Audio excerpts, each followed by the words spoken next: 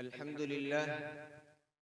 الحمد لله رب العالمين ولي كل عون وتيسير، والصلاة والسلام الأتمان الأكملان على سيدنا محمد النبي البشير والنذير، وعلى آله وصحبه ومن سار على صراطه المستقيم المنير إلى يوم الدين. أما بعد، رئيس الحفلة، حضرات الحكم والضيوف الكرام وزملاء الأعزة، كما أنكم على علم تام ومعرفة جيدة أن خطبتي معكم اليوم تدور حول الموضوع دور الشباب المسلم في تغيير مجرى التاريخ.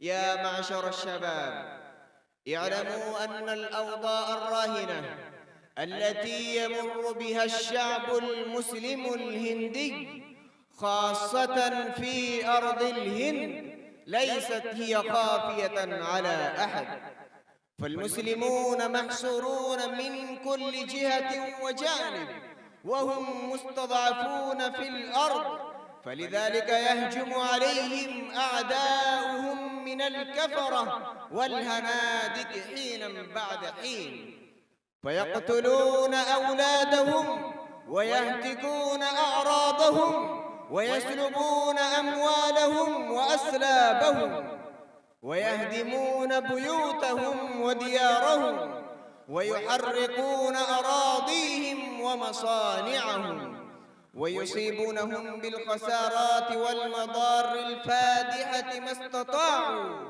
فلا يرحمون الصغار الأبرياء ولا يحترمون المشايخ الأتقياء، فبالجملة ليس في مشارق الأرض ومغاربها وأريافها ومناطقها وفي ولاياتها ومحافظاتها التي عليها يد الأعداء الغلابة إلا دماء المسلمين وجثثهم الهامدة الباردة وبيوتهم المنهدمة ومساجدهم الخرابة ومدارسهم الخاوية، حتى تحولت هذه الأشياء كلها إلى الأنقاض. أيها الإخوان، الأمهات يسألنكم: أين غاب عنا أبناؤنا الذين كانوا يفضلون الاستماتة والتفاني في إشارتنا ويضحون بكل شيء في سبيل خدمتنا؟ والأخوات يطلبنكم: أين ذهب إخوتنا الذين كانوا يقطعون الأيدي التي كانت تمتد إلى عرضنا وحرمتنا، ويفقؤون تلك العيون التي تتطلع إلى شرفنا وعفتنا، ويجبون تلك الألسنة التي كانت تنطق بهتك عرضنا؟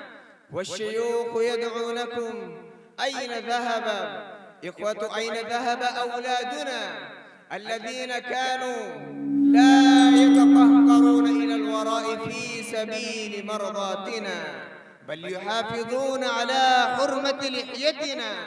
والصبيان ينادونكم: أين أفل نجم كبارنا الذين كانوا يعرضون أنفسهم للخطر في سبيل ودنا وحبنا؟ أنا أكتفي بهذه الكلمات، وآخر دعوانا.